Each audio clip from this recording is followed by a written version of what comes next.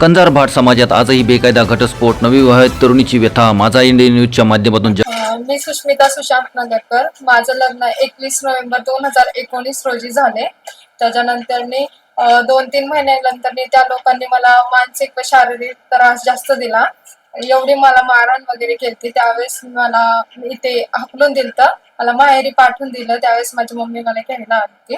तिथून आल्याच्या नंतर मी त्यावेळेस प्रेग्नेंटच होते. प्रेग्नेंट डिलिव्हरी झाल्याच्या नंतर माझ्या घरच्यांनी म्हणजे मला नांदवायला पाठवण्यासाठी आमच्या घरचे लोक व त्याच्या घरचे लोक असं 4 घरगुती मीटिंग बसून म्हणजे नांदवायला पाठवायचं आहे त्यामुळे बसवली होती. आणि त्यांनी म्हणजे माझे मिस्टर सुशांत नगरकर त्यांनी त्यावेळेस त्या मीटिंगला किंवा त्या ह्याला जात पंचायतीचं नाव देऊन त्याच्यावर आमचा बेकायदेशीर जात पंचायतीचा गुन्हा दाखल केला.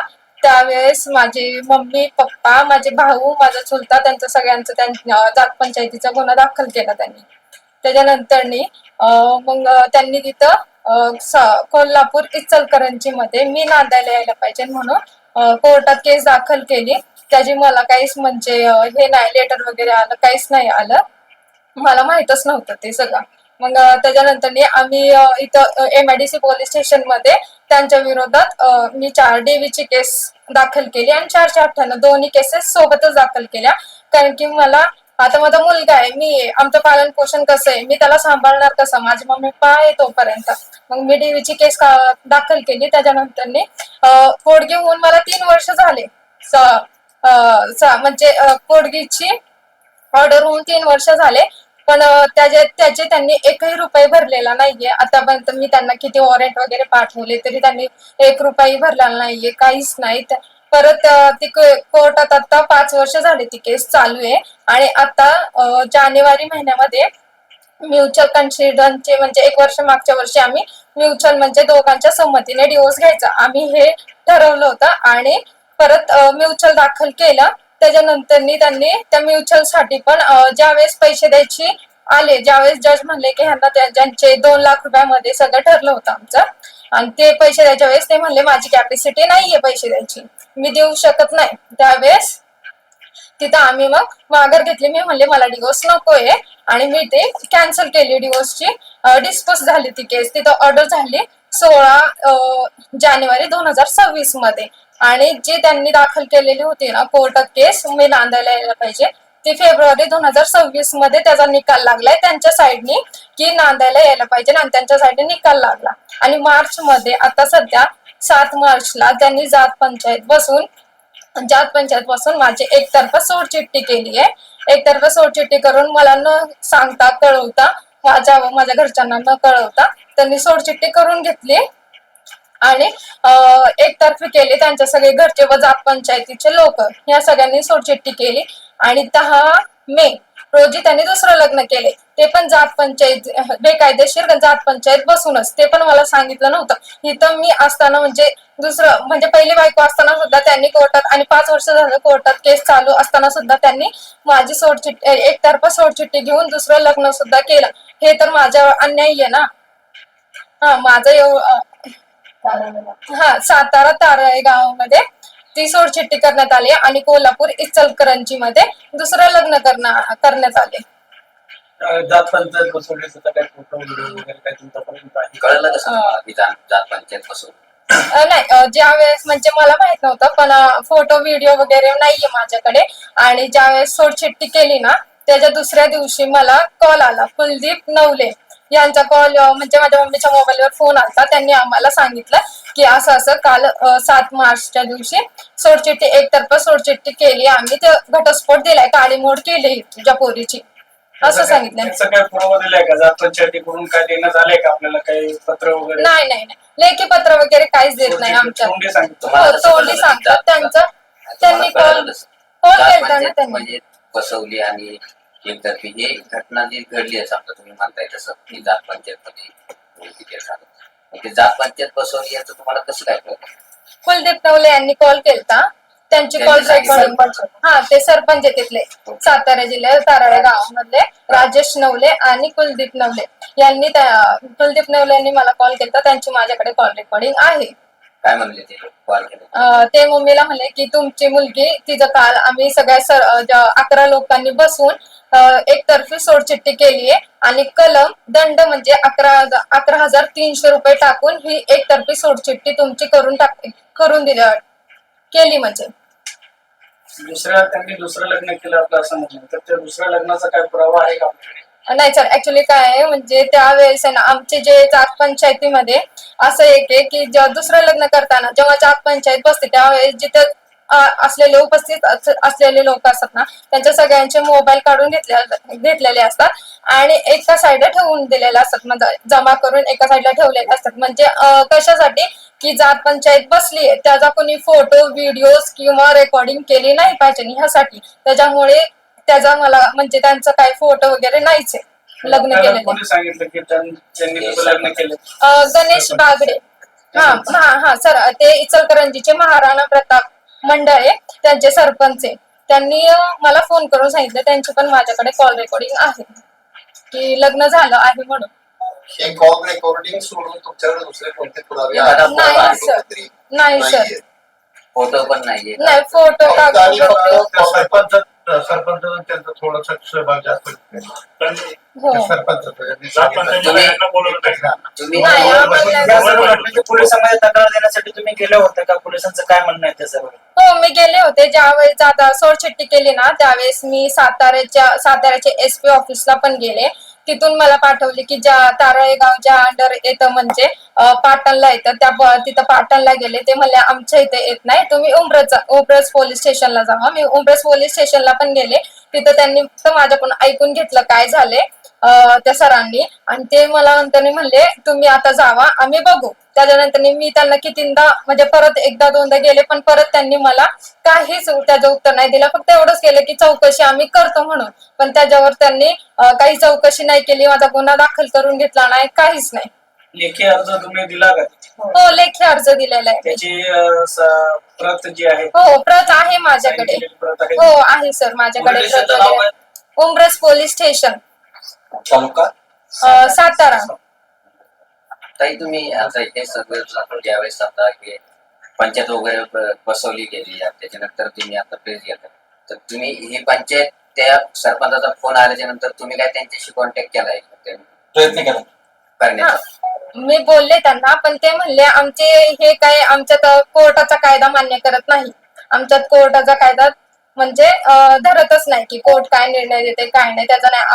आमची जी जात पंचायत आहे आम्ही जो निर्णय दिला तोच फायनल निर्णय असतो. त्यामुळे आम्ही त्याच्यात हे एकतर्फी सोडचिठ्ठी पण केली आणि दुसरं लग्न पण केलं. नाही नाही, ते झालं ते सरपंचाचं. हा, तुमचे जे घरचे आहेत घरचे नाही. घरच्यांशी काय तुम्ही नाही, त्याच्यानंतर कॉन्टॅक्ट केलाय नाही का? मी त्यांना काय त्यांच्याकडून फोन वगैरे नाही नाही की असं झालंय का? फक्त सरपंचाने म्हणलंय म्हणून तुम्ही म्हणताय की पंचायत झाली, पण तुम्ही त्यांना कॉन्टॅक्ट करायला हवा होता ना की खरंच असं झालंय का? त्याची शहानिशा करण्यासाठी तरी तुम्ही तुमचे जे पती असतील किंवा सासू असतील किंवा सासू असतील हा त्यांना कॉन्टॅक्ट करण्याचा प्रयत्न तुम्ही केलाच नाही नाही का? नाही म्हणजे केला? त्यांना नवऱ्यांना वगैरे नाही केला मी कॉल. फक्त शहानिशा करण्यासाठी तरी तुम्ही करायचा होता. सरपंचांच्या कॉल व्यतिरिक्त आपल्याकडे दुसरा काही पुरावा नाहीये की ज्याच्यामध्ये असं दर्शवते किंवा कोणी सांगितले तुमच्या नातेवाईकांनी सासूरच्याकडे कोणी सांगितलं की अशी जात पंचायत बसवली किंवा काही आपल्याकडे त्यांचा काही कॉल रेकॉर्ड आहे? केवळ एकच आहे आपल्याकडे सरपंचाचा फक्त कॉल आला म्हणून तुम्ही म्हणता की जात पंचायत बसवली आणि हे केलं.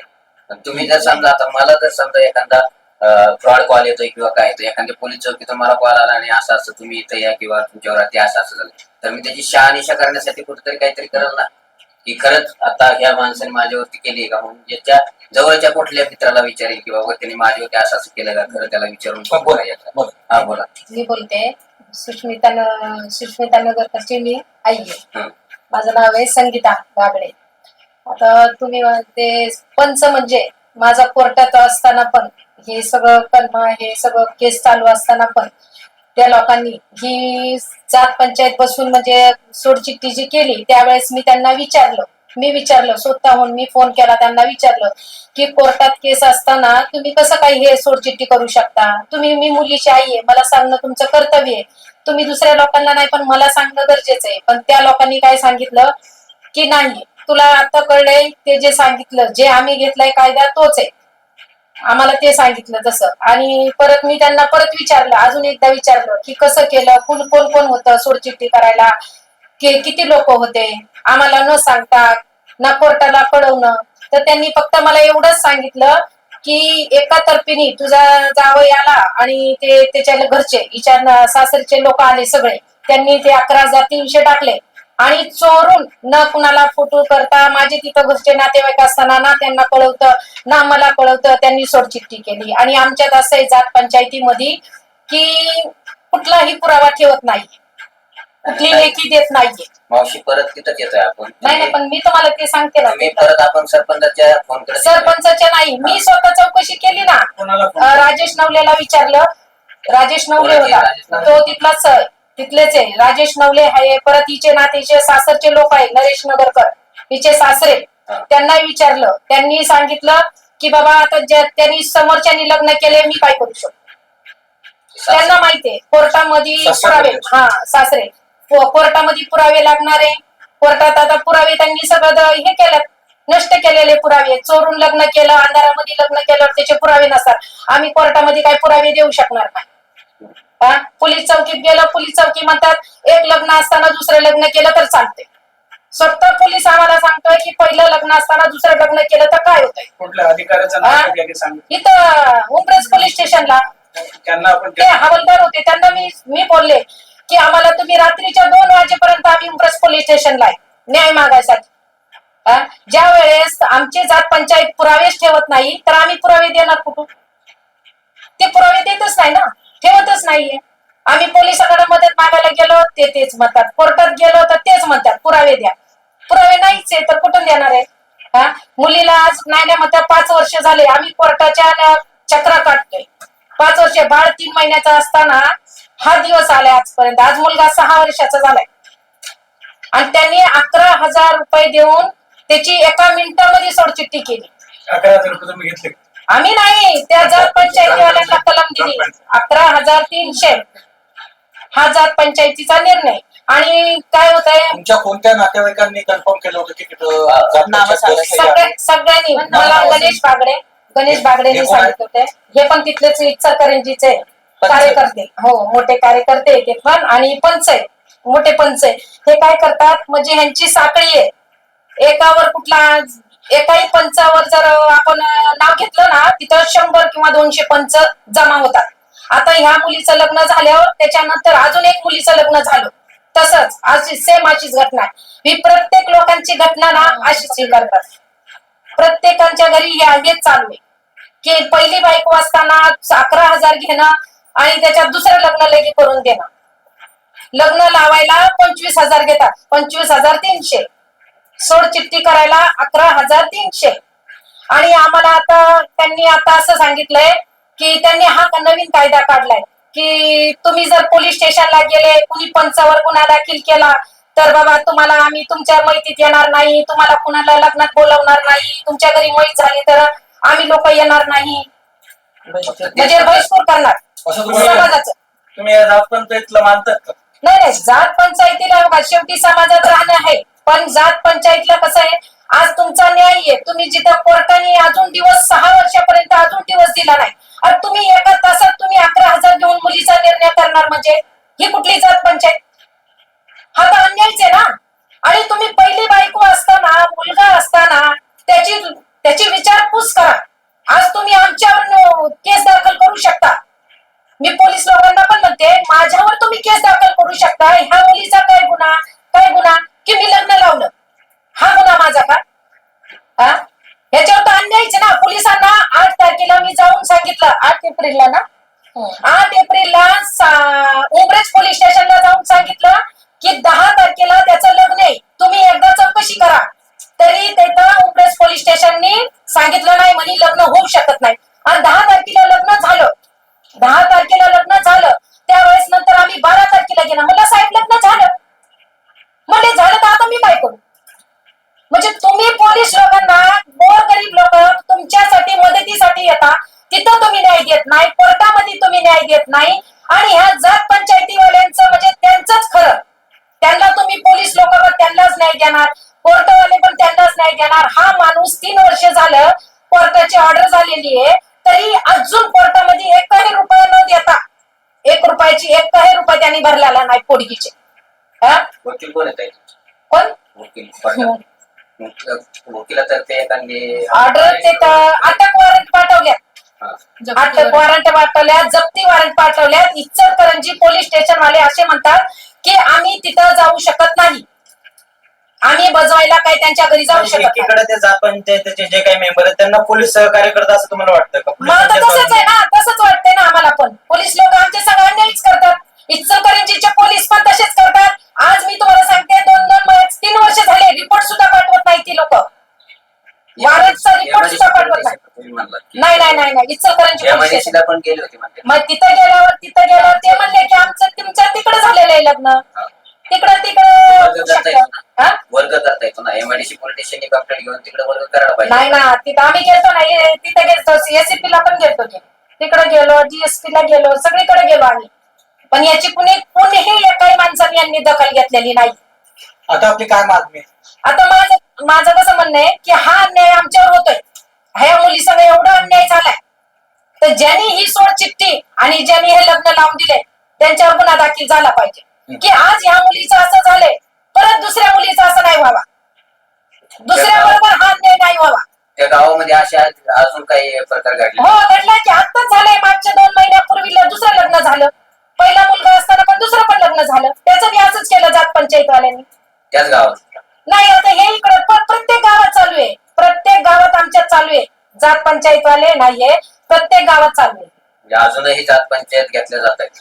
जात पंचायत बसली का तर ती लोक कुणाला तिथं व्हिडिओ चालू देत नाहीये, रेकॉर्डिंग करू देत नाही, मोबाईल जप्ती करतात का. तर पोलिसांना बोलवलं. आता मागच्या महिन्याची गोष्ट आहे, इचलकरंजीला असंच लग्नाबद्दल पोलीस त्या पोरीचं चिंचवड चौकीला ते झालं, तर तिथं त्यांनी सगळे पंच लोक जमा झाले. कुठं झाले? इचलकरंजी पोलीस स्टेशनला. तिथं पोलिसांच्या देखत 200 पंच लोक जमा होऊन त्यांनी सांगितलं की हे तर आमची घरगुती मिटिंग आहे, आम्ही त्या मुलीच्या लग्न लावलं नाही, लग्न केलं नाही, आमची जात पंचायत बसत नाही, आम्ही समाजसेवा करतो, हे असं सांगतात. ह्यांना ज्यावेळेस बोलवलं ना चौकशीसाठी, तर पोलिसांना हे सांगतात की आम्ही समाजसेवा करतो. मग आता ही समाजसेवा कसली? पहिली बायको असताना दुसरी लग्न करून आणता तुम्ही? पहिले ह्या मुलीचा तर निर्णय लावा ना, मग दुसरी आणा. आणि त्या आई वडिलांना माझी ही नम्र विनंती आहे की बाबा माझ्या मुलीसमोर एवढं मोठी घटना घडलेली आहे, तर तुम्ही पहिली मुलगी असताना दुसरी मुलगी देण्याचा विचार करावा. कुणीही असू द्या, बघा त्या जागेला तुम्ही दुसरी मुलगी देता, तर पहिल्या मुलीचा विचार करा, तुम्ही त्याची चौकशी करेल. हा मुलगा आता 6 वर्षाचा आहे. असं करतात ही लोक. ह्या लोकांनी सगळं इतका म्हणजे हा एक उद्योग चालू केलाय. जात पंचायत म्हणजे तुमचं काही काम असलं का तुम्हाला बाजूला घेणं, तुमचं जात पंचायत बसवणं. ज्यावेळेस तुम्ही मुलीचं लग्न लावलं ते नात्यामध्ये लावलं किंवा लग्न जुळवताना जे कोणी मध्यस्थी हो, हो. त्याची काही चर्चा झाली का? हो, नरेश नगरकर होते लग्न जुळवायला पण आणि लग्न करायला पण तेच मोठे झाले, त्यांनीच केले. त्यांची भूमिका काय आता ते काय? आता त्यांनी तर लग्न लावले, सोडचिठ्ठी केली. मला गणेश बागडेंनी सांगितलं तुमच्या मुलीचं लग्न लावताना जे होते तेच तिचे सासरे चुलत सासरे येते. नरेश नगरकर माजी महापौर, हे नाही नगरसेवक इचलकरंजीचे. अच्छा, त्यांनीच सगळं बरोबर. सगळंच केलं त्यांनी. मुख्य मागणी काय आहे तुमची आता माझी मागणी अशी आहे की माझ्या मुलीसह जे अन्याय झालाय ते अन्यायाला काहीतरी तुम्ही बघा. माझं म्हणणं आहे त्यांच्यावर गुन्हा दाखल झाला पाहिजे. कुणावर? जात पंचायतीवाले. काय त्यांची हा, काय नाव केलं? कळाले का जात हो पंचायत? हो आहे ना, कंजरबाट समाज नाव आहे ना. हा यांनी पंचायत घेतली आहे. हा, हे बघा मला ना इथं काय तारळे गावातून कुलदीप नवले, राजेश नवले, बाप्या नवले आणि खन्ना गागडे, शशिकांत रावळकर, कोणत्या नरेश नगरकर आणि जितेंद्र तामचीकर, हे सगळे त्याच गावात. सोमेन नगरकर हे तिथलेच आहे फक्त. आणि हिच्या सासरचे लोक आलते त्यांच्याकडं. मग ह्यांनी सोडचिठ्ठी करताना एवढे 11-12 माणसं असताना तुम्ही 12 माणसामध्ये एवढा मोठं डिसिजन घेता तुम्ही. आणि लग्न लावताना 5,000 लोक तुम्ही बोलवता, लग्न लावताना प्रत्येकाला तुम्ही कळवता, आणि सोडचिठ्ठी करायच्या वेळेस असं का? 11 आणि 12 माणसाचं तुम्ही आज ह्या माझ्या मुलीला बी एवढं लहानाचं मोठं केलं, त्याचं पालन पोषण केलं, तिचं लग्न केलं आणि तुम्ही एका 6 वर्ष झालं कोर्टाने तिचा न्याय नाही केला. तुम्ही 11,000 कसं काय तिचा न्याय केला? तुम्हाला कुणी आदर्शी दिली? तुम्ही जात पंचायत चालवता तर कुठल्या तरी गरिबांसाठी कुठली तरी मदत करा, कुणाचा न्याय करा. तुम्ही न्यायाधीश आहे ना, तुम्ही न्याय करा. तो न्याय असा अन्याय करू नका. तुमचा किती विश्वास आहे त्या पंचायतीवर? पण माझा विश्वास आहे बघा, आज कुणावर कुणाचा विश्वास नाही. ऐका, तुमचा त्या जात पंचायतीमध्ये किती विश्वास आहे? नाही ना, माझा नाही विश्वास राहिला. सगळे लोक सगळे बघितलं आता मी कोणी नाही. मॅडम कायदेशीर दृष्ट्या माझा इंडिया न्यूज पिंपरी चिंचवड.